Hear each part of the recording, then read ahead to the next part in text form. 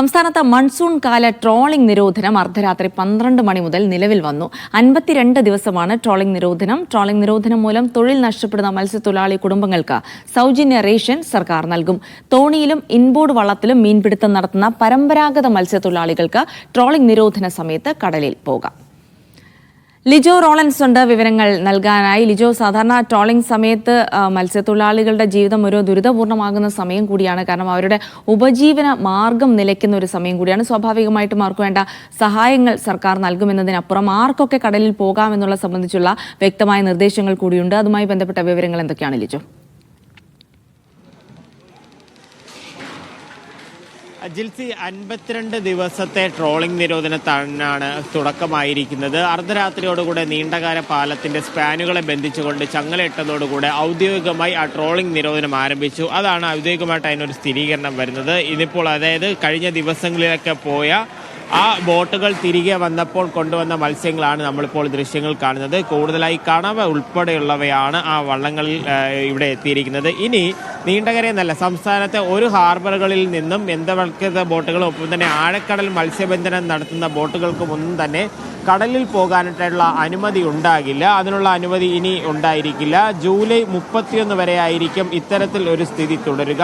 അതായത് ട്രോളിംഗ് നിരോധനം ജൂലൈ 31 വരെ ആയിരിക്കും ഉള്ളത്. ആ സമയം അത്രയും തോണിയിലും ഇൻബോർഡ് വള്ളത്തിലും ഉള്ള മീൻപിടുത്തം, അതായത് പരമ്പരാഗത മത്സ്യത്തൊഴിലാളികൾക്ക് മീൻ പിടിക്കാനായിട്ടുള്ള ഒരു അവസരം ഒരുക്കുകയും ചെയ്തിട്ടുണ്ടാകും.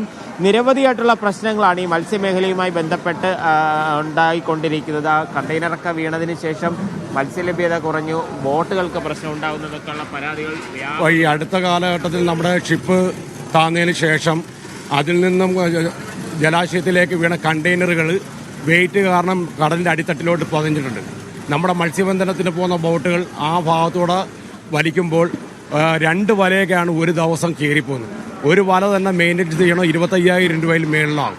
അപ്പോൾ 2 വലയൊക്കെ ആകുമ്പോൾ 50,000 രൂപ ആവും. ഇപ്പോഴത്തെ ഫിഷിംഗ് എന്ന് പറഞ്ഞാൽ വളരെ പരാജയമാണ്.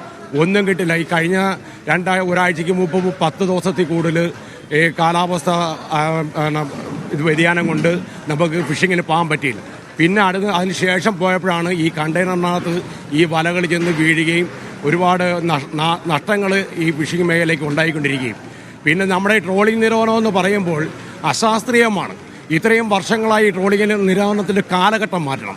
നവംബർ ഡിസംബർ മാസങ്ങളിലേക്ക് ഈ നിരോധനം കൊണ്ടുവരികയും ഈ മൺസൂൺ കാലത്ത് നമുക്ക് ഫിഷ് ചെയ്യാനായിട്ടുള്ള സാഹചര്യങ്ങൾ നമ്മളുടെ ഗവൺമെൻറ് ഒരുക്കി തരികയും ചെയ്യണമെന്നാണ് എൻ്റെ ഈ 52 ദിവസം സർക്കാർ പറയുന്നത് റേഷനും മറ്റു കാര്യമൊക്കെ നൽകുമെന്നുള്ളതാണ്. അതുകൊണ്ട് നമുക്ക് ഒരു ദിവസം പോലും പിടിച്ചിരിക്കാൻ പറ്റത്തില്ല. ഒരു ദിവസം പോലും നമുക്ക് പിടിച്ചിരിക്കാൻ പറ്റത്തില്ല. ഈ റേഷൻ കാര്യം നമുക്ക് പറ്റത്തില്ല.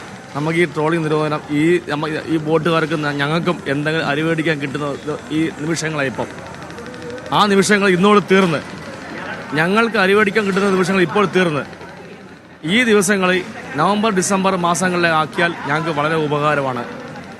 ഇവർ പറയുന്ന ഒരു കാര്യം ഇതാണ്. ഇവിടെ ഇപ്പോൾ എത്തിയിരിക്കുന്ന ഇവിടുത്തെ ഹാർബറിൽ എത്തിയിരിക്കുന്ന വള്ളങ്ങളെല്ലാം തന്നെ അറ്റകുറ്റപ്പണികൾക്കും മറ്റു കാര്യങ്ങൾക്കൊക്കെ മാറ്റുകയും ചെയ്യും. ഇനിയിപ്പോൾ 52 ദിവസം മീനിനൊക്കെ വില കൂടുതലായിരിക്കും. എന്താ ഒരു അവസ്ഥ? 52 ദിവസം ഫിഷിംഗ് മേഖലയിൽ മീനെല്ലാം വില കൂടുതലായിരിക്കും.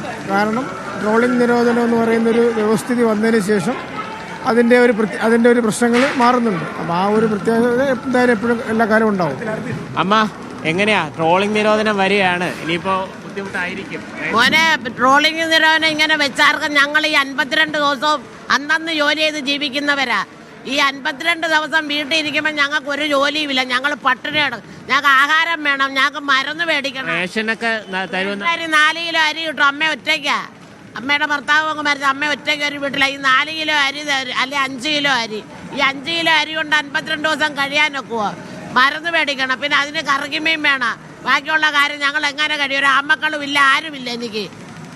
ജിൽസി, ഈ പറയുന്നത് പോലെ തന്നെ ഇവരൊക്കെ നിരവധി പ്രാരാബ്ദങ്ങളുടെ മധ്യത്തിലാണ് ഇത്തരത്തിൽ ജോലി എടുക്കുന്നത്. അപ്പോൾ സർക്കാർ റേഷനും ഒപ്പം തന്നെ ഒരു സഹായവും ഒക്കെ അവർക്ക് നൽകുമെന്ന് പറയുന്നുണ്ട്. അത് കൃത്യമായി പലപ്പോഴും ലഭിക്കാറില്ല എന്നൊരു പരാതി പറയുന്നുണ്ട്. എന്തായാലും ഇനി മത്സ്യലഭ്യത പൊതുവെ കുറയും, മറ്റ് സ്ഥലങ്ങളിൽ നിന്നുള്ള മത്സ്യങ്ങളായിരിക്കും വരികയും ചെയ്യുക. ഇനി ബോട്ടുകൾ അറ്റകുറ്റപ്പണികൾക്കും മറ്റു കാര്യങ്ങൾക്കും പെയിന്റിങ് അതിന്റെ സാമഗ്രികൾക്ക് വേണ്ടി മാറ്റിവെക്കും. കഴിഞ്ഞ ദിവസമൊക്കെ വന്നപ്പോൾ ഈ കണ്ടെയ്നർ അവിടെ വന്ന് അടിഞ്ഞത് കാരണമുള്ള ബുദ്ധിമുട്ടുകളിൽ ലക്ഷങ്ങളുടെ നഷ്ടമാണ് പല വള്ളങ്ങൾക്കുമൊക്കെ ഉണ്ടായത് എന്നുള്ള ഒരു പരാതിയും പലരും ഉന്നയിക്കുകയും ചെയ്തിട്ടുണ്ട്. ജെൽസി.